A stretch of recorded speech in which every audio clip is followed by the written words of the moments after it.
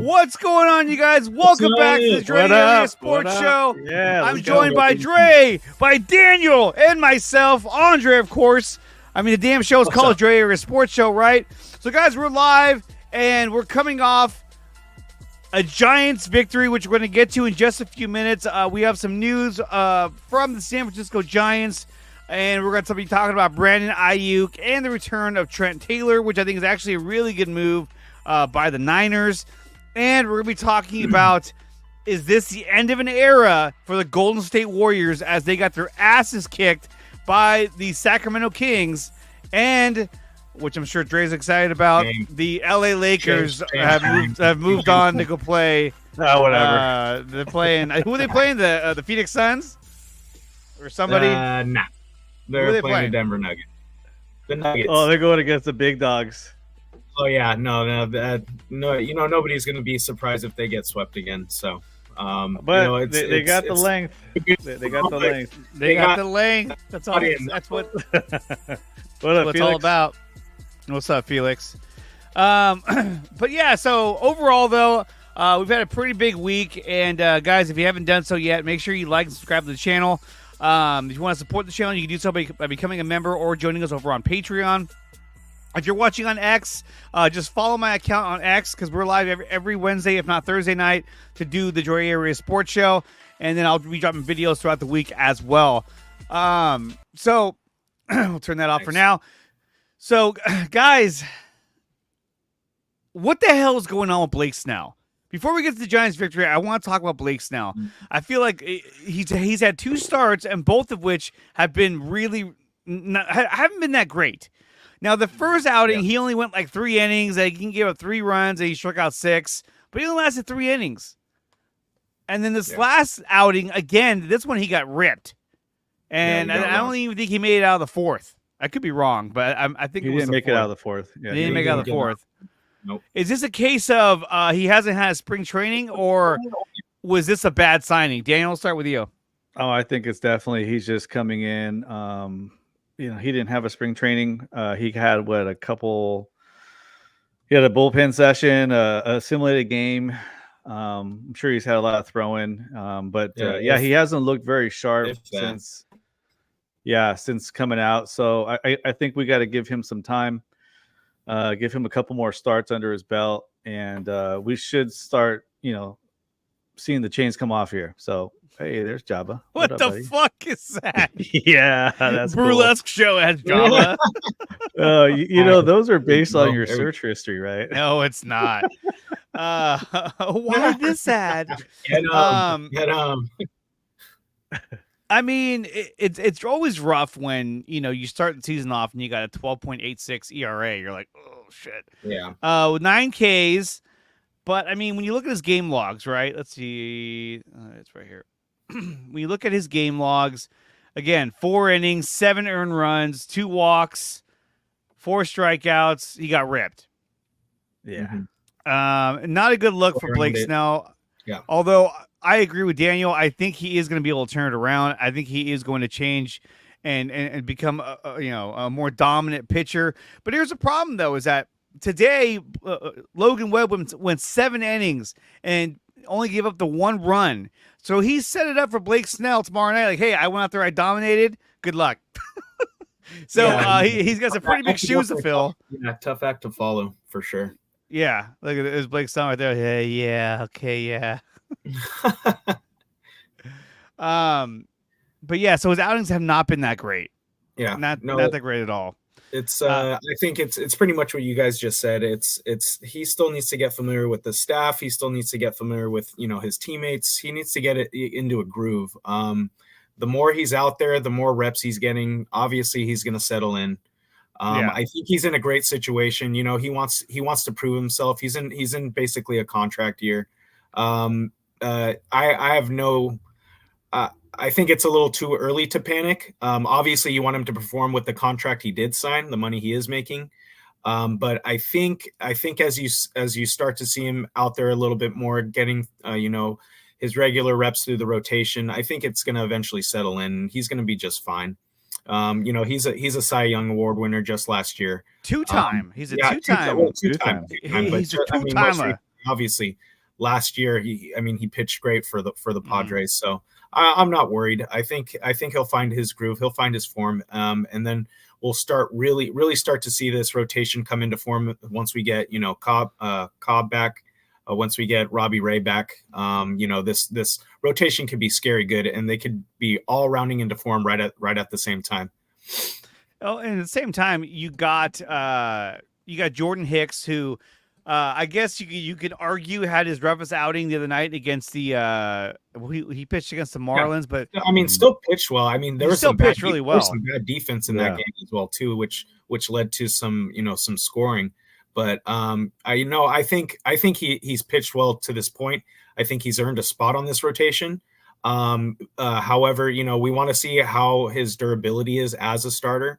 And I think, with all these potential starting pitchers, Keaton Wynn's been pitching well. You could argue he's been pitching just as really good. Really good. Yes.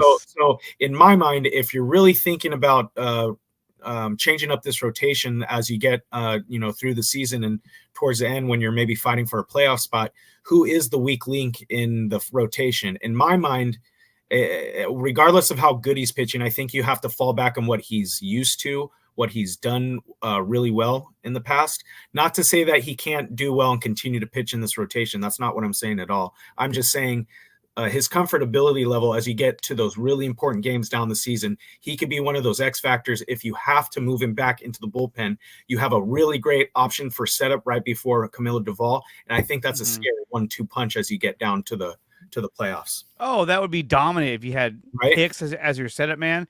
Right. Finally, Tyler Rogers is starting to pitch really well. He pitched good tonight. And really it comes down to when you talk about seventh inning, eighth inning, you're looking at Ryan Walker, a combination of Ryan Walker and the Rogers twins. Mm-hmm. And then obviously you have Doval as your closer. But when you look at the game logs for Jordan Hicks, in the first game pitch against the San Diego Padres, 7 innings, struck out 5, only gave 1 earned run. 6 innings against Nationals, only gave the 1 earned run. Mm-hmm. And then 5 innings against the Miami Marlins, only giving up 2 earned runs and struck out 5. So if you want to say that that's his worst outing, it was still a really good outing for him. Yeah, exactly. Yeah. And to your point, the more these starters in the rotation can give you those innings, go 6 to 7, they're enabling the back end of the bullpen and most of the bullpen to get that much needed. I'm not saying they need extra rest because it's just the beginning of the season, but as the season progresses, these guys are going to be fresh, midway and even towards the end, if you can get these starters to, stay healthy and do what they're known to do. We got a lot of workhorses in the rotation. And that's the thing too, is that you figure tomorrow you have Blake Snell pitching, right? So if he can round into form, which is why I called it rounding into form, then you're looking at Logan Webb, Blake Snell, then you got Kyle Harrison, and then you got Jordan Hicks. So these guys are all pitching really well. Even Kyle Harrison has been pitching extremely good for being a young pitcher, as he is. But he's doing extremely well. And then, like we were just saying, Keaton Wynn pitched really good the other night. Yeah. So right now their pitching staff is carrying them, and I think that today, for me at least, says a lot about the rest of the season and how things should go. So let's take a look at today's game. The Giants won at a final of 5-0. Jung-Hoo Lee went 2 for 4, but was on base at least 4 times. Soler went 1 for 4, but it was all about Logan Webb. Logan Webb went 7 innings, struck out 5, only 1 walk, 0 earned runs, only 2 hits. Jung-Hoo Lee's ranked 7th in the league in hard hit balls in the entire league. Yeah, he's hitting the ball extremely good. Making contact. It's only a matter of time before that ball finds the gap, and then he's really on a roll. So I'm very excited. He made a hell of a catch out in center field tonight. It was on the run. He did. Going to his right. Great catch out there. I saw, they showed great first step. Logan Webb just be like, yep, let's go. Next, here we go. Mm-hmm. Mm-hmm. Well, the thing about Jung-Hoo Lee is that he has really become, the catalyst for this offense. When he gets on base and he gets things going, the offense will play extremely better. In fact, against the Marlins, Bob Melvin had him in the 3-hole multiple times, on different games. And that was interesting to see him batting the 3-hole, but I don't know what the reasoning was behind that. I think it was something he was trying out. But I thought it was really cool. But what's really working for the Giants right now is the top of the order. You got Jung Hoo Lee batting 282 now. You got Lamont Wade Jr. batting 370. Today he went 0 for 1, but he had an RBI and he had 2 walks. The guy's been swinging a really good bat. Great. Yeah. The guy who's come back down to earth is Conforto. Now he's down to 279. He was 0 for 3 today. If you ask me, look, Soler is fine where he's at. He's hitting the ball really hard, and it's feast or famine with him. So yeah, and he's your power threat. Yeah, I would almost argue that Matt Chapman should be in the 3-hole and Soler in the 4-hole, because I feel like with Soler on deck, Chapman's going to get more fastballs because they don't want to face him with runners on. So that's something to think about. But the one guy that I think needs to kind of move up the lineup is Patrick Bailey. Patrick Bailey's batting 283. He went 1 for 4 today. He had a huge hit. He's not he got on base and had the only run scored pretty much all the way through the game until he's all Soler's lost up there. All Soler is there for is to swing as hard as he can. Oh, dude, he's swinging lumber every time. Every time. But he also got the base hit up the middle. That started that rally that allowed the Giants to really get a hold of this game. Yeah. Let's not forget, Jung Ho Lee went on I think he's still on a batting hit streak for games. He's on a 10-game hitting streak. 10-game hitting streak. Yeah. I mean, look at his batting average. It's moved up 70 points. No, he's exactly right. He's the spark plug at the beginning of the lineup. Yeah, and he's starting to shape into form right now. It looks good. He sets the tone. Do you see that cheer section behind home plate this evening too? That was crazy. Dude, I think they paid all them to show up, but still, it was cool though. Yeah, absolutely. They're just random people. Like whatever it is, keep doing it. And you know what? It was Jung Hoo had a fan club tonight. Exactly. Yeah. You know what's cool tonight is the Giants rewarded their pitcher by scoring some fucking runs. They did. I mean, because of the rally they had in the 8th inning that allowed Logan Webb to get the win, which he absolutely deserved. And I was watching the game. I'm like, man, I don't want to see another Matt Cain, syndrome here. Let's score some runs for our starting pitcher who's pitching Matt great. Cain 2.0. 2 starts back to back that they've been able to put up some runs for him. So that's just going to bode well for the confidence for the rotation. It's good to see them, score late in the game too. Keep the line moving, keep the rally going, put pressure on the defense. They obviously did that tonight. Overall, what a great win coming home after a solid finish to the Miami series. Maybe get a little bit momentum, maybe catch this Arizona Diamondbacks on their heels, and string some wins together, start to get some momentum in this division, because it's going to be a tough one, boys. It's going to be a tough one. And let's not forget the Giants are tied right now with the Diamondbacks for third. Yeah, they're both 9-11. You can see it. We're only 1 game behind the Padres. With the 1 victory over them, so that puts us ahead of them, I think. Right. So I think the Giants are, and we had talked about last time how close the records were. It was only it's 1 or 2 games. Coming in the series, they're only 3 back of the Dodgers. Yeah, the Dodgers are playing well. They just lost the series to the Nationals. What's up with the young Nationals, man? They're up and coming. They're a fast, aggressive team. Yeah. They came into our park and took us down. They just did that. The same thing. Took 2 out of 3 from the I don't know what's up with them. Maybe I'm sure they'll come back. The Dodgers are only 12-9. They're 3 games ahead of us. So we'll see how it shakes out. But this is where it makes a huge difference when you have a pitching staff that you can rely on. And tomorrow night. Blake Snell needs to show up and pitch like a Cy Young pitcher. At least keep us in the game. He needs to take control and dominate tomorrow. And imagine this. Imagine if you can get 2 out of 3, if not all 3 games. Actually, this might be a 4-game series against. That's a 4-game series, exactly. But if you can take 3 out of 4 from these guys, that's going to send a huge message to the rest of the National League. Like, hey, I know that the Diamondbacks are, they got off to a hot start. Then again, they did start the season off against the Colorado Rockies. And I would have loved to have started against the Colorado Rockies because the Rockies suck ass. Yes. And the opening day, the Diamondbacks scored 16 runs off of them. Yeah. So, I mean, again, And then when you look at the Diamondbacks, okay, so when you look at the last 10, Giants are 5-5, D-backs are 5-5. That winning streak. Yeah, we have two in a row, baby. Let's go. Now it's I think now it's 3, isn't it? Isn't it 3 in a row now, or is it still? No, just I think 2? it's still 2 in a row. No, you're right. That's right, because they won, they lost, they won, and they won again. And then you look up, the Dodgers have lost 1, and same with the Padres as well. But Dodgers are only 4-6 in the last 10 games, so that's not looking pretty good. But especially still, looking around the rest of the National League, the Mets are 8-2 in the last 10 games, but the Braves, of course, have the best record in the National League at 12-5.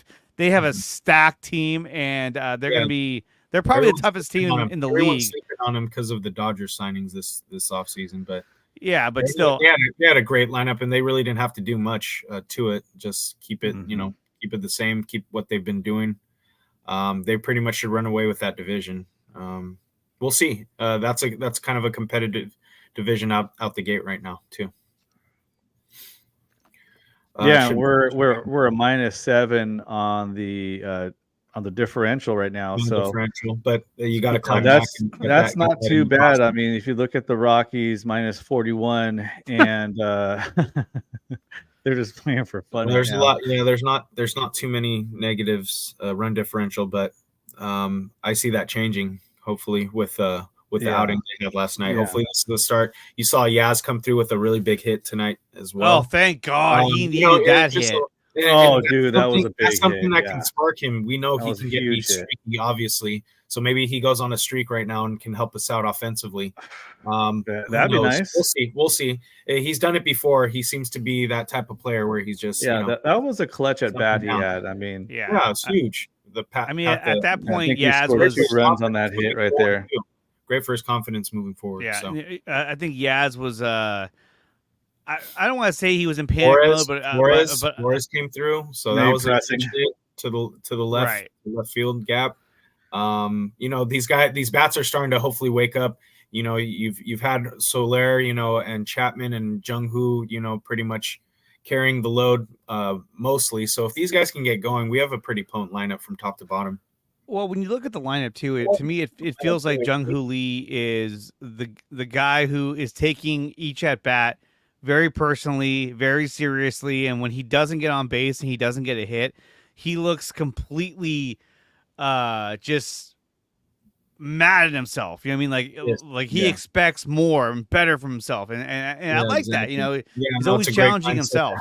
Exactly. No, and those. They're very prideful. They play baseball, the right way, the way it's meant to be played. They're mainly finesse. There's not a lot of power in that league, but they play the game the right way, and you can tell they like to be consistent. That league is very consistent, so it's great for the top of the lineup for the Giants. It's what they need at the top.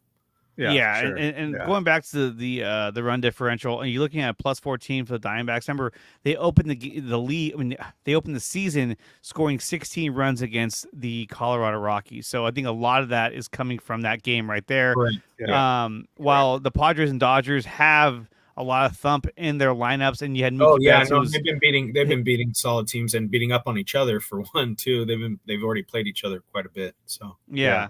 And Jack, I agree with you. Colorado sucks. Definitely does. There's no doubt about that. But let's take a look at the game, though. So we talked about Logan Webb. Like I said earlier, he went 7 innings, struck out 5. He's sporting a 2.93 ERA. He's clearly the workhorse and the ace of our staff, and I'm hoping that Blake Snell can turn it around because he needs to tomorrow night and set the tone against the Arizona Diamondbacks. But at the plate, Patrick Bailey had a double, which was huge. He went 1 for 4, and he's batting .283. I'd like to see Bailey move up in the lineup. I think he should be hitting ahead of both Yastrzemski and Estrada. I know Estrada does have power, but his bat really hasn't been there. In terms of average-wise, batting average that is, the only one that's hitting for a high average is Lamont Wade, Jung-Ho Lee, and that's really it. I mean, Flores is a quality at-bat, and he had a huge at-bat today in that pinch hit shot to left field. If these bats start waking up, it's a good thing. It's a good sign for the offense. So and he also sports one of the best batting averages against left-handed pitching. And so when you have a team like this that is deep in certain areas, it's only going to help them as the season goes on. Now, the one guy that I think it's time to move on from, and I'm sorry to say it, is it's either it's got to be between Austin Slater, and Mike Yastrzemski. Out of the two of them, I'd say probably Austin Slater. Something's got to happen there because, I mean, at this point now, Bob Melvin is starting Yastrzemski over Austin Slater, which means that not only is he not hitting the bat, not swinging the bat very well, but his overall presence in the locker room is not as strong leadership-wise as Yastrzemski's is. So it's kind of like, okay, so are we at a point now where you have to ask yourself, okay, I think it's time to move on from Slater and bring up Luis Matos or bring up another prospect that can utilize that time being up here in the big leagues. Elio Ramos has been playing very well at the AAA level right now, I would say, and he's an outfielder, so I would say bring him up to start. If you're just going off based off production performance, I mean, his numbers have been atrocious. This guy, I think 111. He's peaked. Ramos or Matos deserve a shot. So, it was great while it lasted. I think the ship has sailed. It's run its course. I think you bring up one of the youngsters. Aye, Captain. Aye, Captain. Ahoy! So long. Blackbeard here. I see land. I see land. Yeah, I mean, the beginning of season. It looks like Dre is below decks right now. Yeah, right. Conforto came out strong the beginning of the season. He was the hot bat in the lineup. Well, hold on. You guys are both talking. Dale, say it again. No, I was just saying about Conforto. We're talking about these hitters starting to come alive. Conforto was the one that came out to start the season off really strong, hitting above average over 300. Obviously, he's cooled off, and now we're starting to see the other bats come alive. Like Jung Ho Lee. Shows the we're deck. seeing, we're starting to see that. So I think this is definitely a trend in the right direction. Giants are 4-3. In their past 7 games, they've outscored the Marlins. That's not saying much. Yeah, I did it with a smile. Well, I mean, come on. With the recent history of us not winning a series since 2016 or something like that. I mean, they've had our number away from Oracle Park, so that was something to be. That should be looked at. That wasn't an easy task, especially with the recent history. So great for them to finish how they did, and obviously they're taking the momentum into this series. So the offense hopefully will be hitting their stride right at the right time. There we go. This is the banner they rose today. Told you their first series win. Oh, we did it. What did I just say? So that's great. let's not sell it short. So yeah, I mean, they win 3-3 on the road, all in Florida, so that's all the way across the country. All the way across the country, all the way across the country, man. So they went on a road trip and win 500 on the road. So let's get it back home and win some games here. Let's do some damage finally. Yeah, let's create some space. What is this? A game or two. Shit. I can't play that. Good Giants talk, boys. There was a clip that I pulled up, but I can't play it because it's like a scene from a movie, so I'll get hit for that one. But anyway, so yeah, the other thing too to look at in this game is Corbin Carroll. He struck out 3 times. This guy doesn't strike out really at all. So he had the hat trick. Average. And not only that, but Marte, their leadoff batter, he struck out 2 times, and he's batting 321. He came in to the game batting like almost close to 330. So he's hitting the ball really well. Yeah. Look at Mr. Jock Peterson too. Yeah, exactly. Ketel Marte, right? This guy so far is batting 321. He's got 5 home runs and 11 RBIs. Like, he's killing it right now. Wow. Yeah. Oh, you can't see it. There it is. There he is. Yeah, there he is. There he is. Back down to earth. And then when you look at Corbin Carroll, this guy's really good. He's only batting 227, 1 home run, 5 RBIs. So he's kind of had a hard time getting it going. Although he has 8 stolen bases. 8 stolen bases. I mean, already it's like he made up for it just right there alone. Yeah, he's had a slow start to the season. Double the Giants. And then Mr. Chubby, Jock Peterson, he's going 297, 2 home runs, 5 RBIs, but he's batting 297. He's not normally a high batting average guy. So for him, I mean, he's doing pretty well. You go, Jock. You go, Jock. He's keeping that offense afloat. Yeah, he really is. But they're all hitting the ball really well. I mean, when you look at 1 through 3, they're all hitting it extremely well. Christian Walker as well, who's their first baseman, their Gold Glove first baseman. He's batting 247, 3 home runs, and 11 RBIs. So these guys are hitting the ball really well. And Logan Webb completely shut them down. Yeah, absolutely. Only giving him 2 hits, one to Corbin Carroll, obviously, and Marte got a hit. And then Randall Grichuk, who's probably like 1,000 years old by now, the former Cardinal. I was like, oh yeah. Oh, I've heard that name. He went 1 for 3, but look at, I mean, no damage done by the Diamondback offense whatsoever. Yeah. Again, this does put more pressure on them going into game 2 against Blake Snell. Now they're going to try and jump on Snell as fast as they can, or they're going to try to make him throw a lot of pitches. And that's been his problem all year, is that he has a high pitch count early in the game, and so he has to find a way to bring that pitch count down and to keep the ball in the strike zone and to get through batters faster. There's been too many times where he finishes the first inning with 20 pitches, finishes the second inning, 20 pitches, and then all of a sudden, bam, he's 40 pitches in going into the third, and then he has a rough third or a rough fourth, and he's out. Yeah. And even in today's game, I was a little worried because in the first inning, Logan Webb threw almost 19 pitches in the first inning. I thought, okay, here we go again. But then after that, it was absolute dominance. In fact, in that first inning, that was the scariest inning for Logan Webb. He had runners at first and third with no outs, and he managed to get out of that inning. He got a strikeout for his first out, and then I forgot exactly how he got the second 2 outs, but he had first and third with no outs, and he worked out of that jam.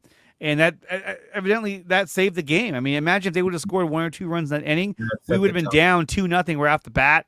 Who knows if we even get that 1 run in the second inning, which we then carried, the third inning, that we then carried all the way through to the 8th when we scored 4 more runs to make it a 5-0 lead, and then they would win by a total of 5-0. So that was a good win for the Giants, and I think that this says a lot about the Giants' season.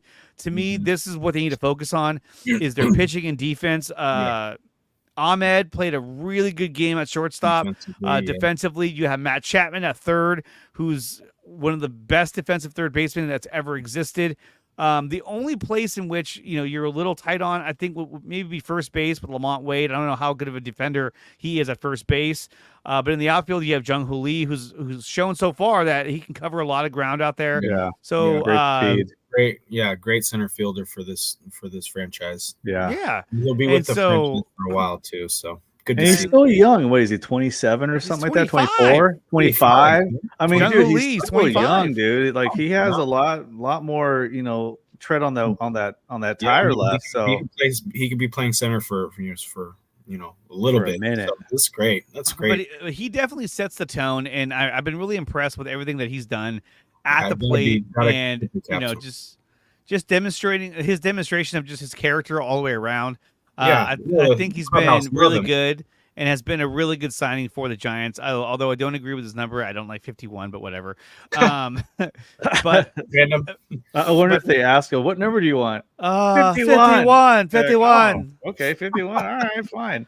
Heinz 51. That's actually 57. He's an exciting at bat to watch. I mean, when he's at bat, you want to watch what he's going to do because he's such a good hitter for just being his first year in the majors. I mean, the guy is exciting to watch. He's on a 10-game hit streak? 10-game hit streak.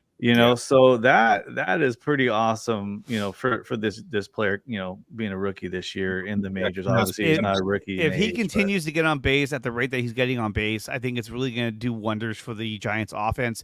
They haven't had a guy like this at the top of the lineup in a very, very long time. No. I mean, I can't even think of the last time we had a legitimate leadoff hitter at the top of the lineup. Even the years that we won the World Series, I mean, one year we had Pagan, who was a leadoff hitter. Another year we had Andres Torres, who ended up not being on the team halfway through the following year. And and then in 2014, we ended up going with Gregor Blanco because Angel Pagan got hurt. Yeah, and he played an amazing. Gregor Blanco is I absolutely love that guy. Yeah, where is that guy? He's retired now. I know, but where is he at? I know. Let's get him in here as a coach, but no, like they haven't really had a legitimate leadoff hitter. I mean, like at one point they had Ray Durham, but even he eventually became like their 3-hitter and 2-hitter, and he was always hurt anyway. The year we went to the World Series in 2002, we had Kenny Lofton, but we never had a legitimate leadoff hitter where you're like, yeah, this guy is going to set the tone no matter what. Yeah. They tried to do that with Toyoshi Shinjo back in the day. That was a disaster, and he didn't last very long. So it's good to see somebody at the top of the lineup who's a good hitter, who can work the count, who can get walks if he needs to, has speed on the base pass. I mean, his second at bat today, he hit a chopper that, it was a slow chopper towards the shortstop, and the amount of speed that he put on the base paths, it put more pressure on their shortstop who didn't just give up on the ball because he's like, forget it. And there was a couple of plays in which they were in the infield that because of his speed, it put pressure on the defense and they were unable to make a play to get him out. And that's huge, Yeah, it's huge. And then not to mention this too, one thing about Jung Ho Lee that I was super impressed with is the final game against the Miami Marlins. He got the big hit late in the game that really broke open that lead and gave them that lead, which they went on to win that game 4-3. But he got the big hit that brought home those runs, and I was so glad it was him. He hit a base hit in the left field, and that brought home 2. And I was so excited to see Jung Ho Lee, who was in a situation where he had to come up with a big hit. Otherwise, we probably don't win that game, and he did. So you want to see him in those moments. You want to see him come through, and who better to have in that spot than your top hitter, the guy that sets the tone for your offense. Well, not only that, but you signed it. You signed the guy to a fat contract too. The guy's getting paid like $25 million a year. No, absolutely. It's what we've paid him to do. It's what we expect him to do, and to see him come through in that moment is great. And you look for more of those moments in the near future and beyond. Yeah. So good to see these signings, these guys that we invested in coming through in big moments already in an early season. So no, you're absolutely right. Yeah, and I think what you're seeing now is, remember how at the beginning of the season there was no timely hitting, right? And now you're starting to see some of that timely hitting, where tonight it was Yaz with that 2-run single, and it's just this is where it starts to happen. Get the timely hitting. The pitching is there. The pitching is there, and Drew, I hear what you're saying about Soler's loss up there. I don't know if you meant for that to rhyme, but it did. It's lost up there. Drew's a teacher, so maybe he thought about that ahead of time. I don't know, but yeah, right. But to me, I like what Soler has done. He hits the ball very hard. He provides that power bat that we haven't had a power hitter like him, and I don't even know how long. So it's nice to have it. The last power bat that we had was Jock Peterson. Like, you know what I mean? Like. But still, it's like he's not a Jorge Soler, and I think Soler will be fine up there. And I did it again. Soler will be fine up there, and I wouldn't really move him around too much in the lineup. But I do think that Patrick Bailey needs to move up in the lineup. I think he needs to get ahead of both Estrada and Mike Yastrzemski. I think he's just been swinging more of a solid bat, and he's been coming up with more clutch hits, more doubles. And it's a guy that I want to see do more damage towards the top of the lineup or higher up in the lineup, I should say. Yeah, but at the same time, you want a bat down there that can either get on base for your leadoff guy, And I'm not hating on Bailey being that far down the totem pole, but when you have the kind of batters we have right now in the middle of the lineup, or like you're talking Chapman, who's batting 200 right now, and Estrada's batting 240. I mean, not horrible, averages right now, but still, you need that production across the lineup. So again, Bailey moving up, not a bad idea, but I wouldn't mind seeing him up at least 1 or 2 more slots. But having that bat down there at the bottom of the lineup, I think is going to pay off for us. And it's the Giants are starting to win more games right now. So don't don't fix it if it ain't broke. But if it ain't broke, definitely don't fix it. Yeah, that too. Definitely tweak it. Definitely tweak it. You know who else has been a surprise with the bat has been Nick Ahmed. I mean, today he went 1 for 3. He's batting 271. Yeah. He smashed that ball. He smashed the ball late in the game and it went off the wall. I thought it was going to be a home run, and it wasn't. I was like, damn it. But he's playing a really clean shortstop as well. So defensively, he's been extremely good. And I mean, the guy is a former Gold Glove winner. I think a 2-time Gold Glove winner. And apparently he was pissed at the Diamondbacks because they got rid of him before they went to the World Series. So he was like, fuck. Yeah. He played there for years, too. Damn you. Exactly. Yeah, long time Diamondback. And like, if I was in there, you all would have won that. Yeah, timing is everything. He had a little business to settle with his current or with his previous franchise. So no, good to see those numbers at the bottom of the lineup. Somebody that can keep the lineup going.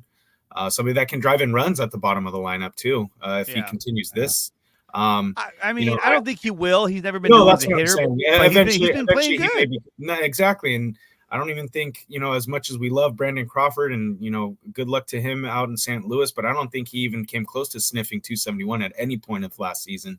And that's just being honest. I mean, like I know I'm sure Giants fans will hang me for even mentioning all that, but it is what it is. It was time to move on, and like you said, he's playing a very clean shortstop position right now. He's been very serviceable. He's obviously swinging a decent bat too. So in my mind, it's right now it's looking like that was the right decision. And I mean, you talk about Brandon Crawford. He's 37 right now, and he's batting .091. That's what I'm saying. With 1 hit and 11 at bats. Thank you for at least backing me up, Dre. Yeah, that's pure justification right there. Yeah, I mean, we all love Crawford. Exactly. Man. How can you not? The guy's a many-time Golden Glover. I don't even know how many Golden Gloves he has at the shortstop position. He 3-time two-time World Series champion. What else can you say about him? I mean, he's going to go down as one of the greatest shortstop of all time. Oh, absolutely. Especially in this franchise. So he is the greatest shortstop in this franchise of all time. But in the last 3 games, he's 0 for 7. Yeah, it is what it is. It's run with 4 strikeouts. Yeah, it was time to sayonara. It was time to move on. Let's go to tomorrow night. So tomorrow night at 7:00, the Giants take on the Arizona Diamondbacks in Game 2 of a 4-game series. Both teams are 9-11, so this is the battle of third place. They're sending up Jordan Montgomery, who was their acquisition. Who was their answer to us getting Blake Snell tomorrow. Great pitching matchup. And I don't know, has Montgomery pitched all year? I don't think he has. So this might be his first outing of the year because he signed even after Blake Snell did. Yeah. So now you have Blake Snell versus Montgomery, both guys that Look at that ERA. Look at that ERA. Yeah. It's a big number. Both guys who are represented by Scott Boras. That'll go down. And so now we get to see how they do. To be honest, though, look, I think Jordan Montgomery got hot at the end of last year, and when he went to the Rangers and helped them win that World Series. I really don't think that this guy is going to be a pitcher that's going to dominate all year long. I think he'll be a good quality pitcher, but I don't think he's going to be that dominant pitcher that at least they were hoping for. But this will be Montgomery versus Snell, and really, they could have gone either way. I think the Giants, might have gone with Jordan Montgomery if Blake Snell just didn't want to bite at their contract. They might have gone for him. And imagine this. So we're looking at a lineup that a pitching lineup that has Logan Webb, and at one point it was going to be Logan Webb, Kyle Harrison, Jordan Hicks, Keaton Wynn, and then who knows? Some scrub. And so more than likely they would have signed another pitcher to fill in that 5th spot, or it would have been somebody from the minor leagues.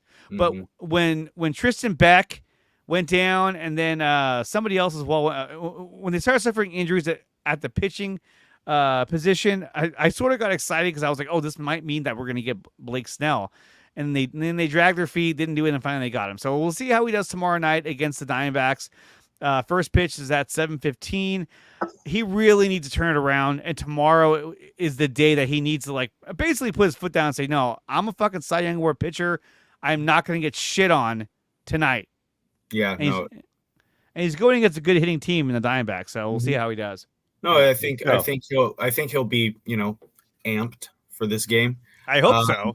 Exactly. I think it's a great matchup. He's at home. It's the first time he's going to be pitching, I believe, in front of the crowd, or did he did that against Washington, right? So this is the really shitty part about tomorrow's game, and I don't get why they do this, but this game will not be on NBC Sports Bay Area. It'll be on Apple TV.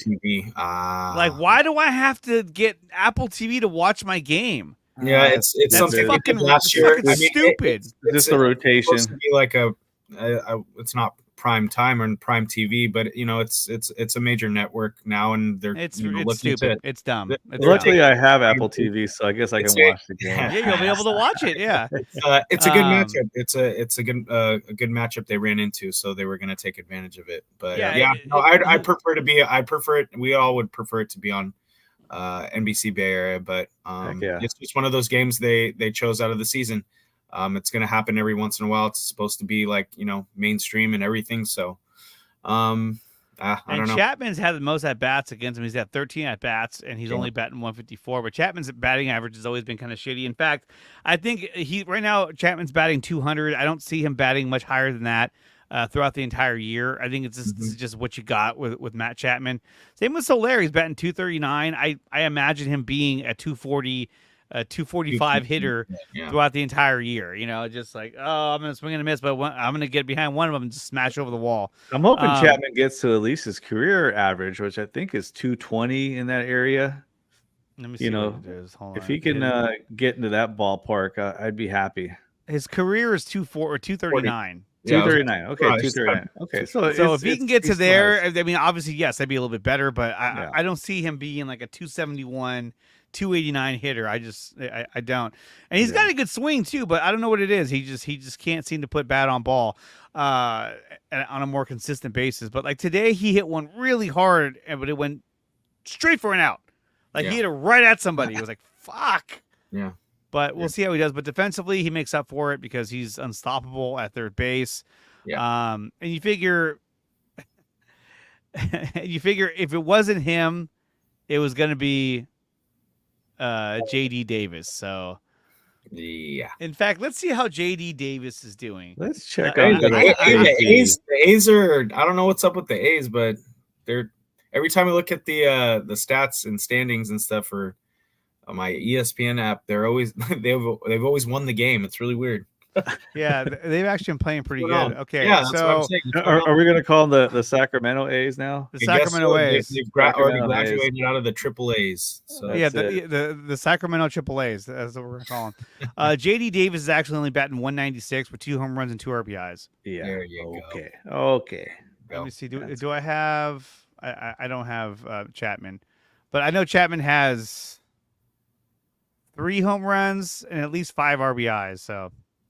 Either way, I'd rather have Chapman than JD Davis. Well, yeah, because you're getting a Gold Glover. And not only that, but he's hurt. He's on a 10-day DL, of course. Yeah, later.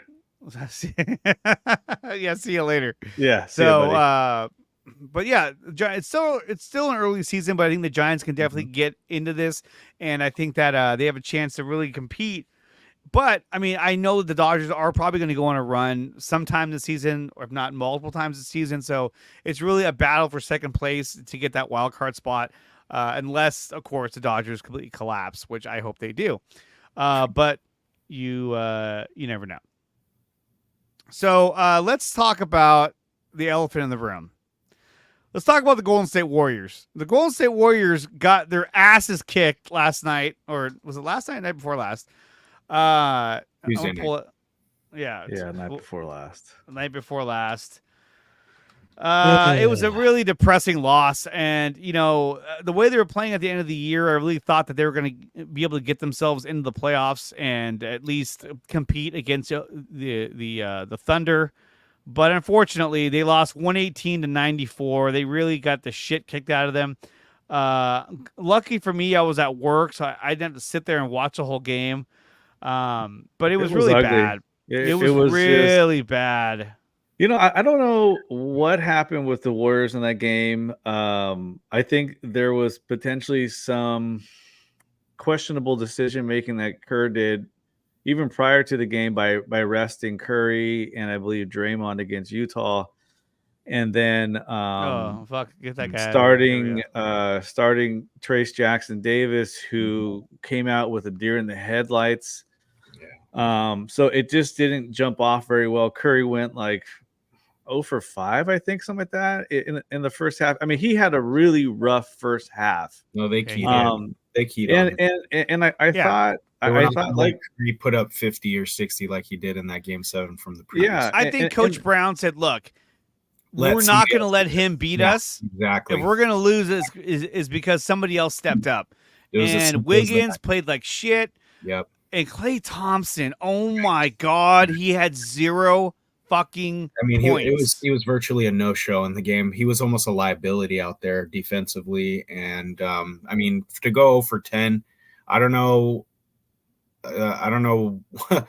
what the game plan or the scheme to get him his space, to get him his looks, but he did not deliver and he did not capitalize on any of it. It's disappointing. You definitely don't want to go out like that with all the contract talks, all the talk that was happening prior to the season and through the season, and just all this uncertainty. You don't know if he's going to stay. You don't know if he's going to take the hometown deal.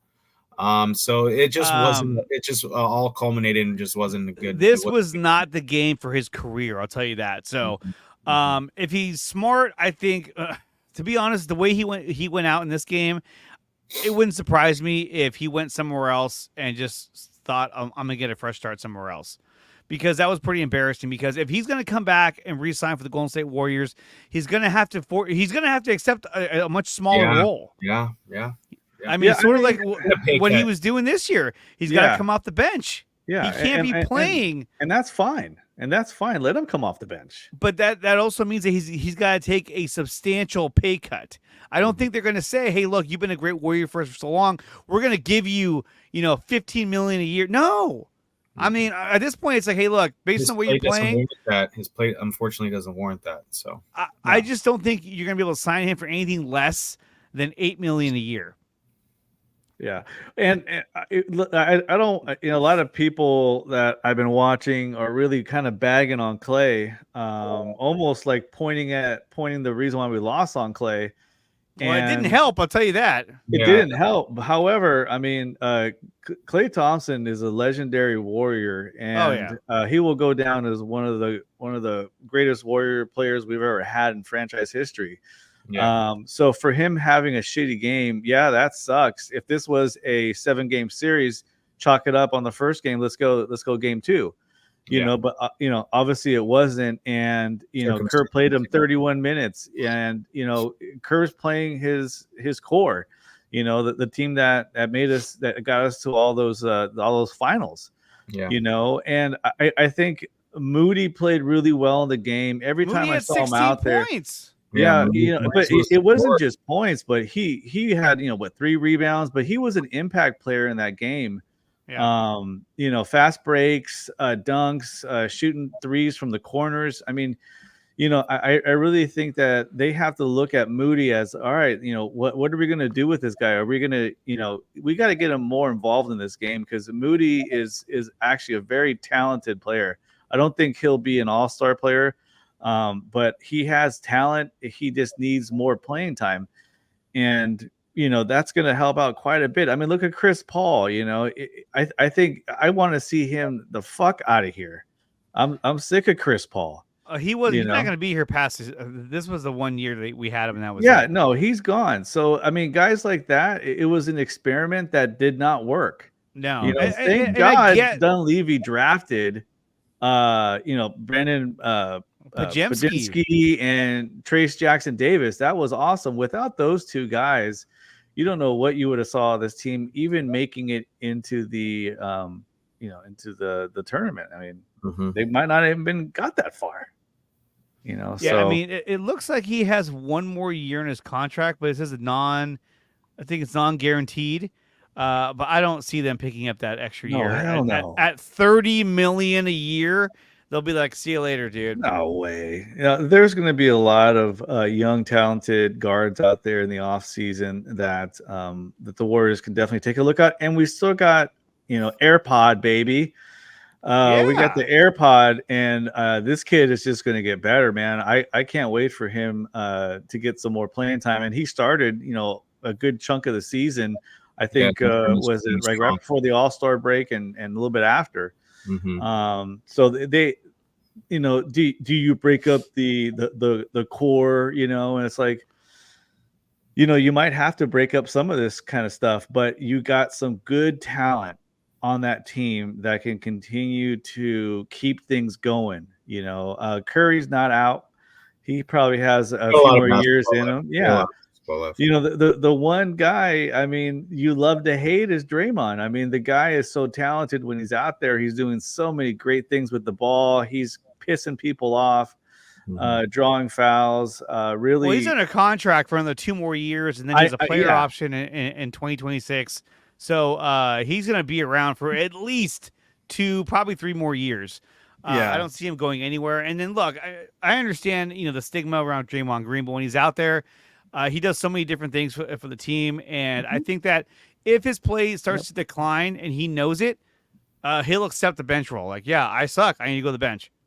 Like, he's one of those kind of guys where he won't say, no, I'm a fucking 4-time champion. You're not putting my ass on the bench. He'll be like, I'm playing like crap. Yeah, I'm a liability. Yeah. Exactly. Then I'll come off the bench. He's a pretty honest guy. I mean, obviously, he'll tell you what he thinks. Straight shooter. He's a straight shooter. But the thing, too, is that when you look at the team now, okay, so you got Andrew Wiggins. Wiggins, let me look at his contract real quick. That's another guy they need to kind of figure out and what we they had want to do. huge chunks of the season where Draymond got suspended because he can't stop yapping. And then another personal leave for Andrew Wiggins during the season. Oh, you want to take 2 weeks off okay, go right ahead. It's like, this is a continuous behavior that he needs time off during regular season. It's like, bro, you're getting paid so much money. Why don't you just suck it up and play some ball? And they never say what it is. They don't say what he's dealing with. Last year, it was personal issues. We didn't know what it was. This year, again, personal issues. We don't know what it was.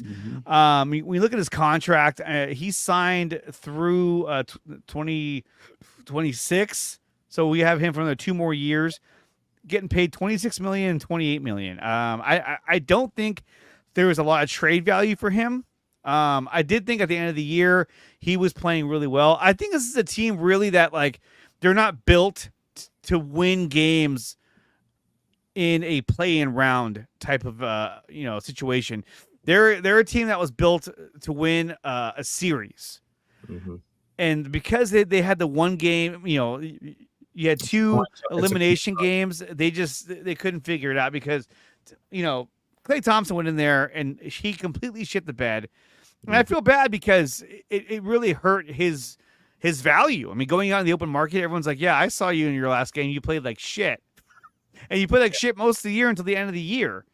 So I don't think he did himself any favors. But if you're looking at Wiggins, he's here for 2 more years. He's going to be making $26 million and $28 million. I think, I don't know. They don't do much restructuring in the NBA, but if there's a way to get rid of him, maybe you do it. It just depends on who's out there. I think that this is definitely going to be an off season in which there's going to be a lot of changes coming to the Golden State Warriors. Even if you lose Klay Thompson, you still have Jonathan Kuminga who could play the 2-guard role. Oh yeah. And a lot of people say, oh, he's more of a small forward, but you could do that. Or you could have Podziemski as your 2-guard, but I think he's more of a point guard, and he should be our backup point guard moving into next season. But I mean, I don't know. I mean, what do you guys think? Could you have Kuminga and Mooney start as a starting lineup as your shooting guard and small forward? I think you can, because you saw when Wiggins came back from his personal leave, he didn't start. And, you saw the lineup without him as a starter out there. So if you remove Wiggins from the starting lineup, you put Kuminga in there, and he's your 3. your small forward, and then that gives you, and then Clay, we'll see what Clay does. I'm sure he'll do the right thing for himself and for his family, but I think he's a single guy actually. But it'll be interesting to see who they put in that lineup to kind of fill the gap. And, depending on how Moody is progressing, which I think he's coming along really well, I think he could be a little streaky. But you have something there, and then let's see what they do in the draft to kind of address this. And they're going to do some kind of signing in the off season, that they're going to pick up some veterans to kind of fill up the lineup. So there, we're going to lose Chris Paul. He's gone, thank God. So there's definitely going to be some holes there, some gaps that they're going to fill in. And, we really want to see the Warriors, at least Andre and I want to, Dre. We really want to see them, get out of this, playing tournaments shit and just be the 6th seed solidified and see them in a series, because that's when they're at their best. I mean, not to mention this game was a little out of hand. I mean, like Keegan Murray had 32 points. He hit like how many threes? Oh, he was like 4 for 5 in the first quarter. They were a little unconscious during that game. Yeah, Harrison Barnes had 17. I mean, they were Sabonis 16. Everyone was scoring. This guy Keon Ellis, he had 15 points. He had hell steals. I was like, dude, what the fuck? He was a pain in the ass. He was he was feisty. He was good. He was really good. He was. He played great defense. But if you look at the rest of their bench, other than Trey Lyles scoring 7, nobody else really did anything else. It was just their starting 5 that like completely disrupted the game. Yeah. They played heavy minutes. And Keon, when you got Keon Ellis scoring 15 points, has 3 blocks and 3 steals, it's like what the fuck? Yeah, you know what I mean? He was picking some pockets out there. Yeah, Sacramento was obviously chomping at the bit to get their opportunity to either face the Warriors at some point in the playoffs to rectify what happened last year. So it doesn't shock me the way they played and how they came out. It was a home game. It was in front of their own crowd. And they were looking to serve up some justice. I mean, they came out and they hit the Warriors in the mouth straight up, and the Warriors, I think, from all the talk I heard on prior to the game and everything, there was a lot of confidence in the way the media was talking about this game, especially the local media and stuff. There was a ton of confidence going into this game.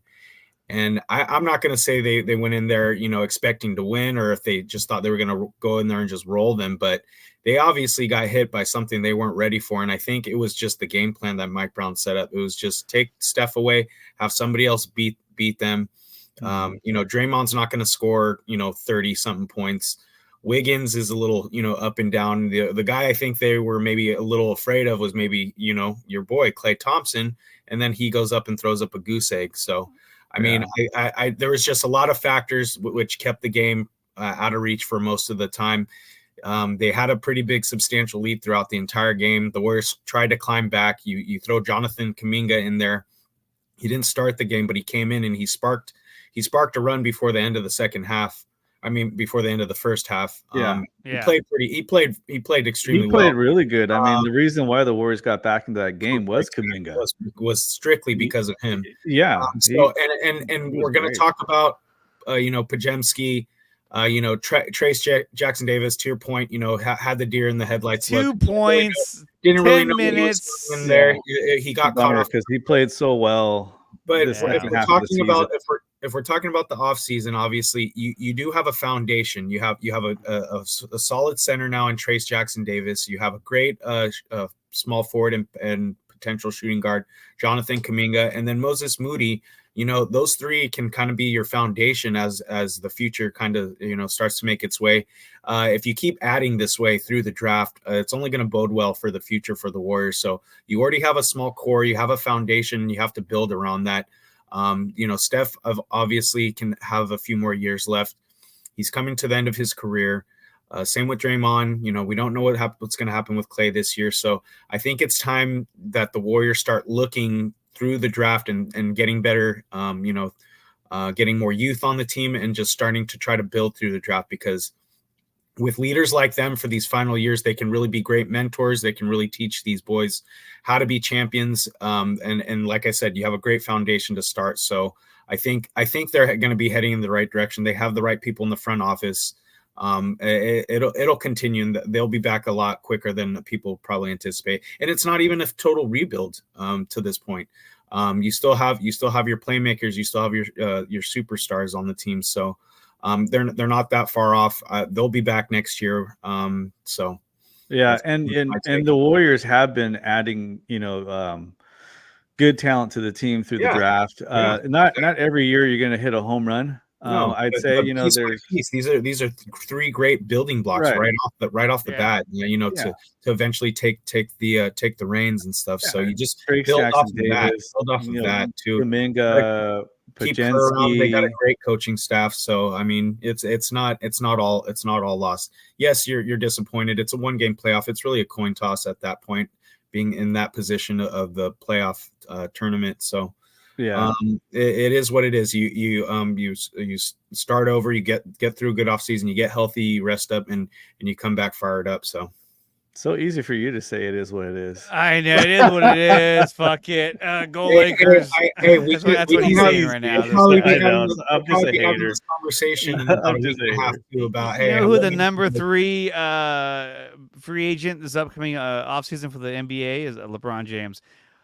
If I'm the Warriors, LeBron's gonna be a free agent. If I'm the Warriors, I'd be like, come to the Warriors. Come to the Warriors. That'd be great. Him and Steph want to play with each other. At least we'll have tried to have those conversations about maybe finishing. Because then we gotta draft Bronny James. Come on, man. I don't want to deal with that bullshit. All I'm saying is this: if they use their money, they let Klay Thompson walk, and they go and they sign LeBron James. I don't care how old he is. That's fucking huge. Yeah. He still has a year or two. What about Paul George? Paul George? No, I don't want him either. Paul George? No, he's a scorer, but at least Tyrese Maxey, personal time off. Pascal Siakam? I don't want him either. But you know what? Did you notice the refs? I mean, they were James Harden. These guys get hacked in that game. They were letting them bro. play. I mean, it was like, hey, you know what, guys? Come on now. I mean, and just like what they've been doing to Curry over the past few seasons is they're just getting really physical with him. And these refs are just allowing this mauling to happen in the postseason. It's just like, bro, come on. It's like, you want to call it that. Okay, it's so mauling. Let me ask you guys this. Okay, so moving forward, do you think that the Warriors shot at getting back to being a postseason threat, to being a team that can win a title? Do you think that window is over? Has it closed and they need to rebuild, or do you think they still have a year or two? Not officially. It's never closed when you have a guy like Steph Curry on your roster. Regardless, one of the greatest, if not the greatest, outside shooter of all time. Can turn the game on any game on its end in the matter of minutes. I think three ball's the most potent shot on the court. So when you have a guy that can hit it as consistently as he is, you're never out of any game. And he's the best to do it. So no, it's not magic with the ball. It's man. never rebuilt with him on your team.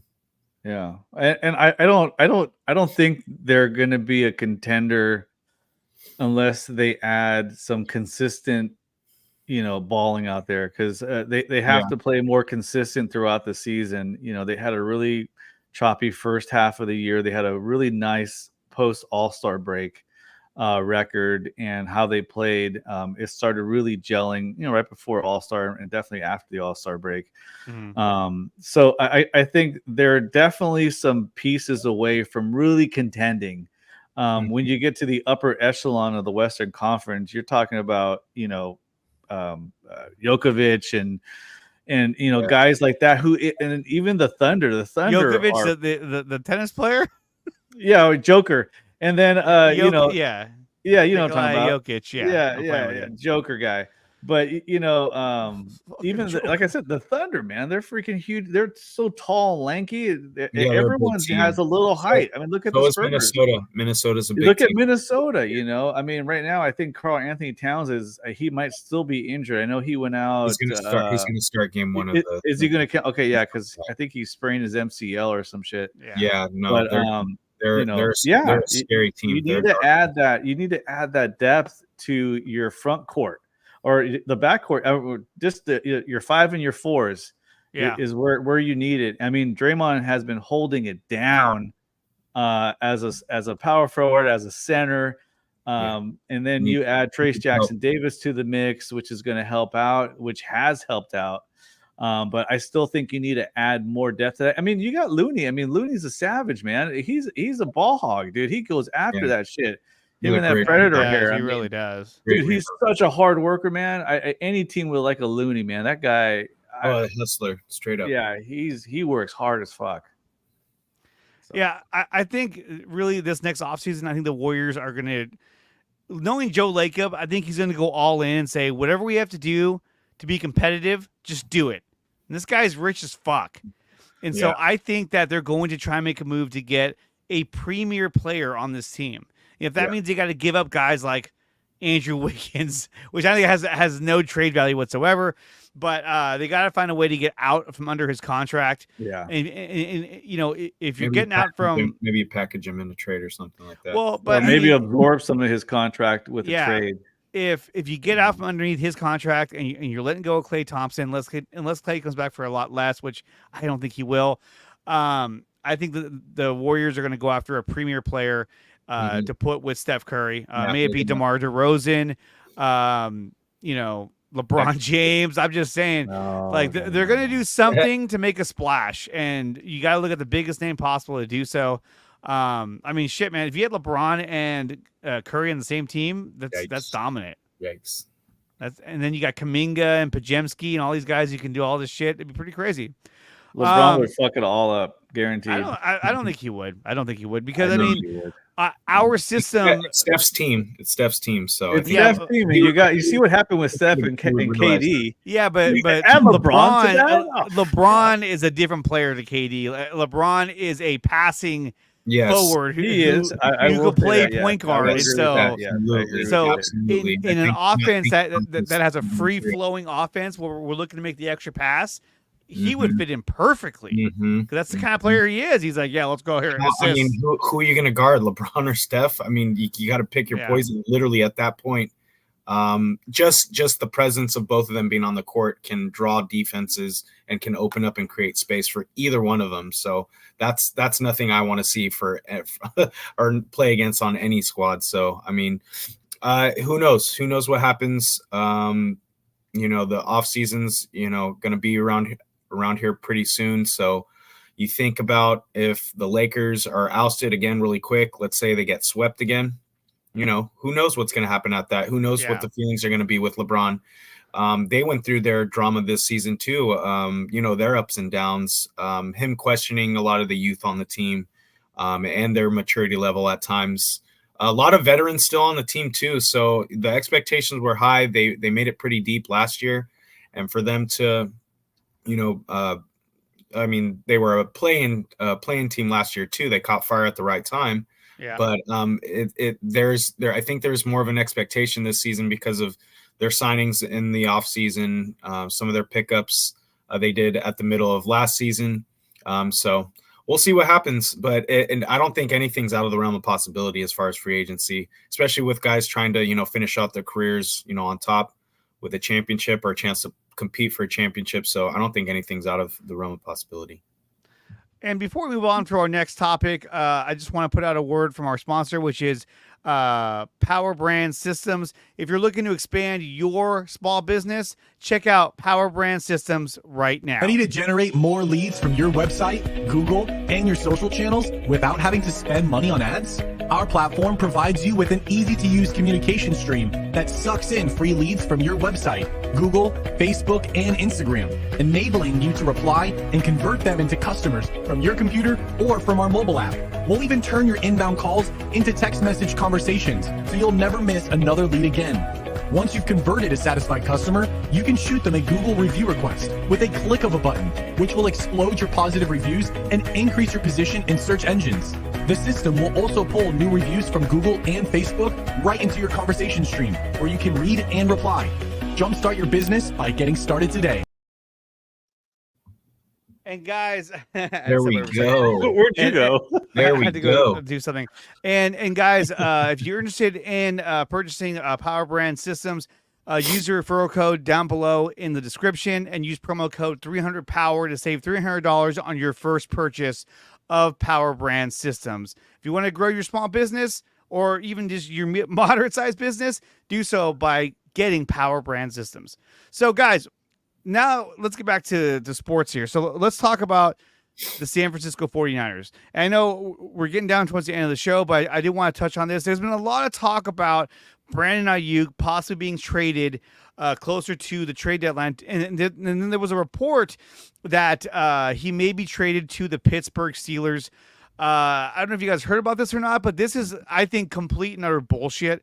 His agent has literally been debunking these rumors. But that hasn't stopped a lot of people, especially on social media, who have been running the story saying that he's probably going to get traded. I think he's going to get traded. He's more likely going to get traded for another draft pick. Dude, there's no way, in my opinion, that they're going to trade Brandon Aiyuk, because what are you going to do? You're going to trade him and then do what? You're going to draft a receiver, or you're going to go with Debo, Juwan Jennings, and Trent Taylor? You know what I mean? Like, that's not, no. And some people were saying, oh, they signed Trent Taylor. That could be another sign that they're getting ready to move Aiyuk. It's not. It has nothing to do with it. Yeah. It has nothing to do with it.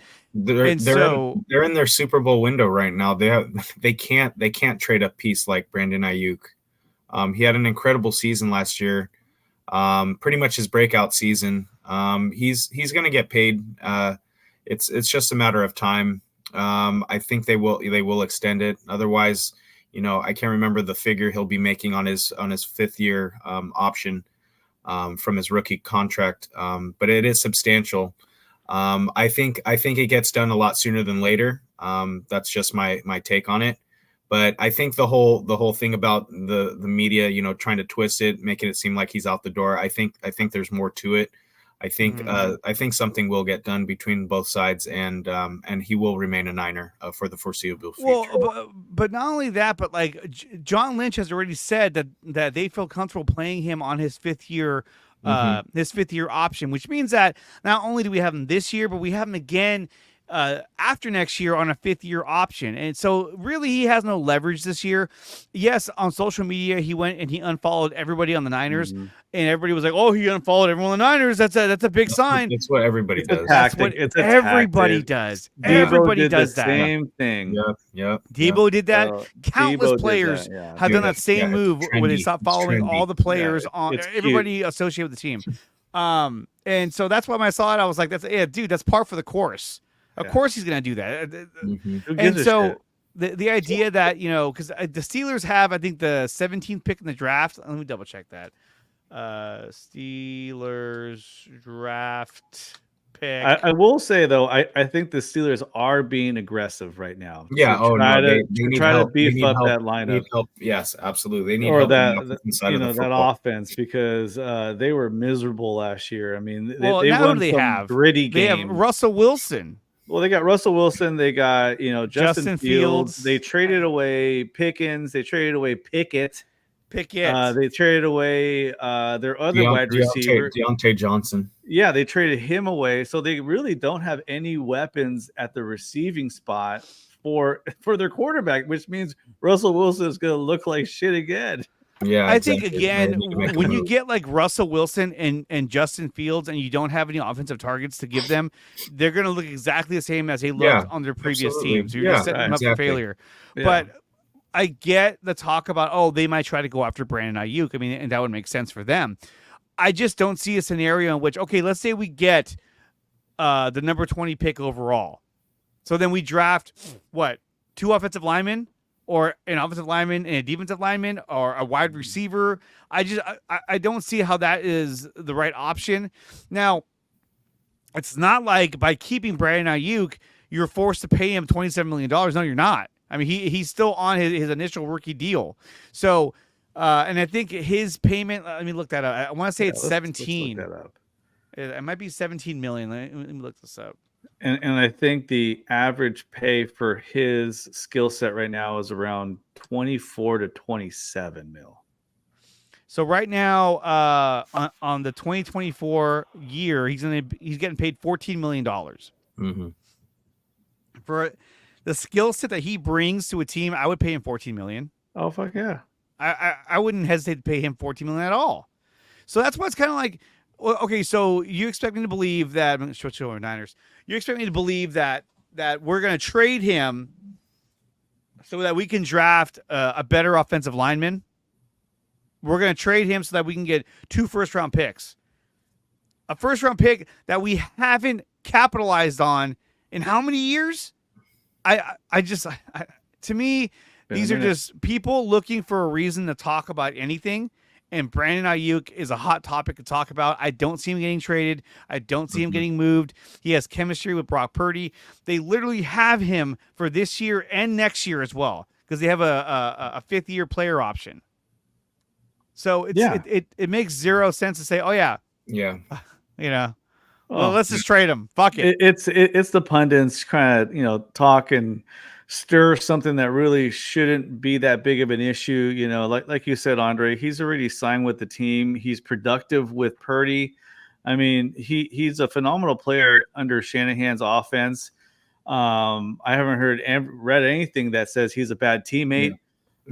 So it sounds like he's an all around excellent, football player and a professional. So what's the problem? Okay, so he's signed up for one more season. One more season, but down below contract notes, it says 5th-year player option available. Or 5th-year option available. Yeah. So he has another year. Yeah, he has another year under his belt. Get him while you can right now at an affordable rate. If you want to sign him to an extension, and the Niners can afford it, then you do that, right? I think the problem I see with it is that, look, if you're going to sign him to a big contract, right, you're going to tie up that much money into both Brandon Aiyuk and Deebo Samuel on a team that passes the ball the least of any team in the league. It's like you're going to have to pay Brock Purdy after this year a fuck ton of money. Oh, yeah. So then that means it's like, okay, let's sign you to a contract, then we'll sign him to a contract next year when we cut everybody out. It doesn't make any sense. It's like, look, you might as well play him on that 5th-year option and then try to re-sign him throughout the year. And if he leaves, he leaves. But you have to do what makes financial sense for the team. Yeah. He can't hold out this year because he's going to be here the year after next. So he has no leverage. I think they're going to play with the idea of trading him. I think that they've probably put his name out there to see what it brings them in terms of options. But I don't see any option in the draft that's a bigger benefit over having Brandon Aiyuk as your receiver. And everyone will argue that Brandon Aiyuk is more of the number 1 receiver. I still think that Deebo is your number 1 offensive option. But receiver-wise, Aiyuk had a big year. And he's poised to have another huge year. And I don't see why you would want to trade him. Is getting an offensive lineman that much more important than having Brandon Aiyuk as your top receiver? I don't think so. No, I mean, it's tough to argue against that point, because it makes sense. Aiyuk has been consistent 2 straight years, right? He hasn't found the injury bug, knock on wood. So he's been an excellent player, and for him, he should be excited to play next year. He's still getting paid a shit ton of money, and he's just going to be able to pad those stats to become that free agent, or I think it was a UFA, right? Unrestricted free agent. It said on there, where the Niners then will have to bid against other teams, and there's teams that are going to have a lot of salary cap that can spend the money on Aiyuk. So most likely, if the Niners don't extend him at some point, before the end of the year, he will probably go somewhere else. Oh, he will. Yeah, and I think he will. But you're getting the best years out of him this year and next year. You're talking about a guy who receiving yards was, almost 1,400 receiving yards. Only had 7 touchdowns. I thought he'd have a lot more than that. I think he will have more next year. But remember, this is a run-heavy offense, so 7 touchdowns is probably what you're going to get. I figured he would end the year with more like, I thought it'd be more like 10 to 12 touchdowns. Yeah. But he had 75 receptions, tied for 31st in the league. But we saw the yards, the chemistry that he had with Brock Purdy. Yes, average yard. He was averaging 17.9 yards, and that's 15th in the league. Jesus Christ. But again, this is the part that really was like, dude, what the fuck? Against Washington, he had 7 catches for 114 yards and a touchdown. Against Green Bay, 3 catches. Against Detroit, 3 catches. Against the fucking Chiefs in the Super Bowl, 3 catches, no touchdowns. Yeah. He only had 1 touchdown in the postseason. And so I think that, again, when we're talking about the Chiefs, we're talking about McDuffie and L'Jarius Sneed, who completely shut him and Debo down. So they had a hard time altogether. We still got guys like Chris Conley on the team. And let's talk about what's his name? Trent Taylor coming back. I think this is a great move. Yeah. I loved having Trent Taylor back when we had him. He's a great slot receiver, and I think he gives you that burst of speed and that shiftiness in the slot receiver position that you see out of guys like Julian Edelman. We need that fast, shifty, kind of quick slot receiver, which I thought you would see a lot of Christian McCaffrey in that slot receiver position last year. Instead, he ran the ball a shit ton. A lot. I thought they would use Elijah Mitchell and J.P. Mason in the backfield with McCaffrey in the slot. Not every down, but on a lot of downs. They would do different formations like that, and they really didn't, which I was surprised because wherever McCaffrey is at, he's going to attract attention. Imagine having you have Debo, McCaffrey side by side with McCaffrey in the slot, or Debo in the slot, and Aiyuk out by himself on the other end, and then you have another running back in the backfield. It's like, where do you go? Yeah. Your attention is going to go to the receivers, which is going to open up the running lane. So that's why I thought they would do a lot more, but they didn't. Then again, I'm not Kyle Shanahan, so he's much more knowledgeable than I am. Well, and I think Trent Taylor provides us with a true slot receiver. Yes, because he's developed into that, as well as a kick returner. He kind of brings that. Yeah, he brings that game, and we lost. What's his face? McLeod. What is that? Ray. We lost McLeod. Yeah, Ray. So I could give 2 shits. Yeah, that's fine. But he was our kick returner, and I liked Ronnie Bell in the preseason, but there wasn't a whole lot out of him throughout the year, and that's scheming and who Shanahan wants to play. So it'd be interesting to see what Trent Taylor's impact will be on the team. Yeah. Right. Yeah, that's where I see Trent Taylor fitting in this offense. If he, by next season ends up even making the team, this is a depth move. This is a roster spot move. The expectation will be for him to make the team, and he can be productive in special teams, kick return. Yes, you can throw him in the slot. I don't know what his overall status is as far as his health. I know he has gone through some injury history. Especially with his previous teams. Even when he was with the Niners, before we ended up trading him away, before he ended up leaving, he was injured for a good portion of the season. He was. Yeah, he had a lot of injuries. So that's my only concern is his durability and if he's even able to make it through an entire season. Well, if you look at it this way, right? So he had injuries in the Niners, like at 14 games, 12 games, and then he went to Cincinnati, only played 4 games, probably because of injury. Then he played 16 games, 17 games. So he's playing a lot, but I mean, again, 6 receptions for the year. He's clearly underutilized, probably not 100%. Who knows? But I think, like Daniel said, this gives the Niners a slot receiver option, and he definitely fills the role of Ray McLeod, without a doubt. What was his kick returns? Does it show on there? His kick return numbers? Returning right here. So that's what he mainly did. He had 16 games, 33 attempts. So he's been a return man for both the Bengals and the Bears last year. Yeah. I don't know if it shows his average though. It doesn't show his average now. Yeah, but his longest was 31 in the day. Yeah, that's the Niners. Woo! But back when we had him when he was 100%, I mean, dude, the guy had 43 receptions, only 2 touchdowns. Rookie year. No, we thought he was going to be doing big things. Yeah, we thought. And then he got hurt, and only had 26, and then he got hurt again, only had 10, and then he was gone. Yeah. So I like the signing of Trent Taylor. I love seeing him back. I'm a huge Trent Taylor fan, and I think him replacing Ray McLeod is and I'm going to go on a limb and say this. I think it's an upgrade. I think that receiving wise, Trent Taylor is a better receiver than Ray McLeod. Yeah. Ray rarely saw the field last season or with his tenor. Ray had a catch during the Super Bowl, which was like, what the fuck? Yeah, it was strictly a special teams punt return, kick returner. So yeah, you're getting a little bit more production, a little bit more productivity with the signing. So yeah, no, absolutely. He knows the scheme, he knows the offense, he knows Kyle Shanahan, and it's just added depth to our receiving core. That's what it is, man. And on top of that, they did also announce today that backup quarterback Josh Dobbs, again, I think it's another great signing by the Niners. He will don the number 5.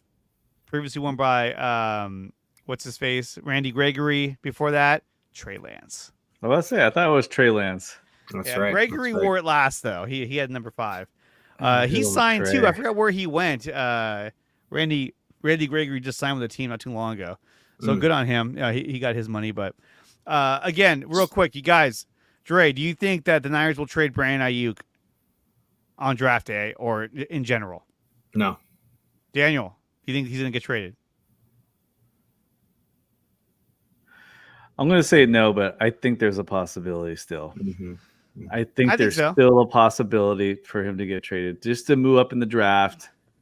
And but do you think he's worth a first round pick? He's worth a first round. Is he worth the 20th pick in the draft? That's the question. Who are you going to get at 20 that is going to replace his value? You have to get a receiver. I know there's a receiver coming out of West Virginia that's good. Force our own hand, and we have to replace him. But that's the thing. Most of the mocks, I haven't seen a wide receiver other than Marvis. What's his face? Harrison Jr. Oh, Marvin Harrison Jr. Yeah, there's another guy. He's going to go top 10 easily. Yeah, for sure. Yeah. So, but that's the thing is that, like, do you make this move? You have to get somebody like him, though. I get your point. That's what I'm saying. Yeah, exactly. There's no one like that echelon, top prospect. Somebody who could immediately come in and start that can replace Aiyuk at the level that he's been playing at. Mm-hmm. That's what I'm saying. It's like you're going to trade Aiyuk just to draft his replacement. You know what I mean? It's like I just don't see it. I don't see it. Yeah. No, the logic of it all doesn't make sense, but it doesn't. We've seen stranger things. So if you had a kick-ass receiver on the roster already to take his place, then I'd be like, well, like if Ronnie Bell was the next biggest thing, I'd be like, oh yeah, we're good.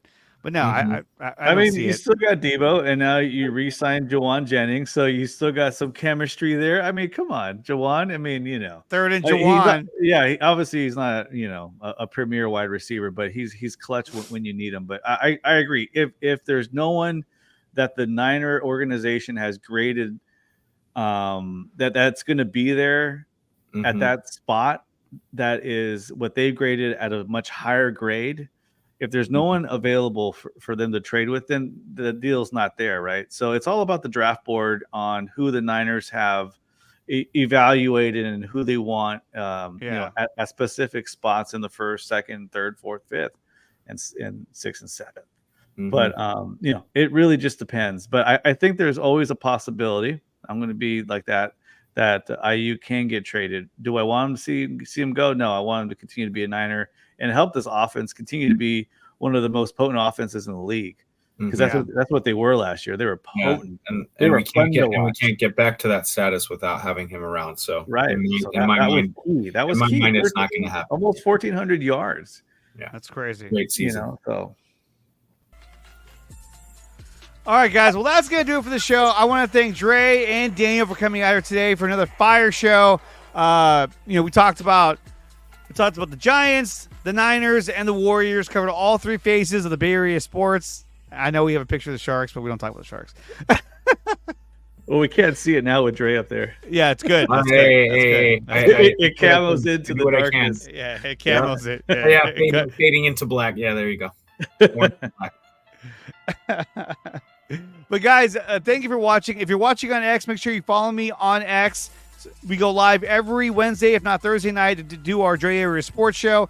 I'm also lining up some more guests to have some other shows where I'll bring on some special guests and talk about the Niners or Warriors or Giants.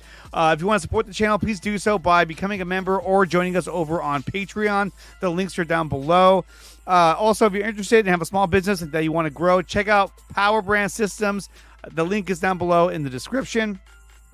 Other than that, make sure you like and subscribe because the show's fire. You don't want to miss this anymore. Let's go. Absolutely. Let's go. Guys, you have any last words before we sign out? No, I'm excited to see the rest of this series for the Giants.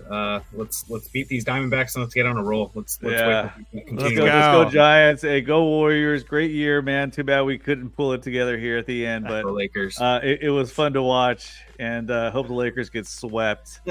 I know, so do I. Just more to talk all about, four phases of the game. Nah, there's nothing to talk about there, Dre. Nothing to talk about. All right, you guys. We'll see you next time. Peace.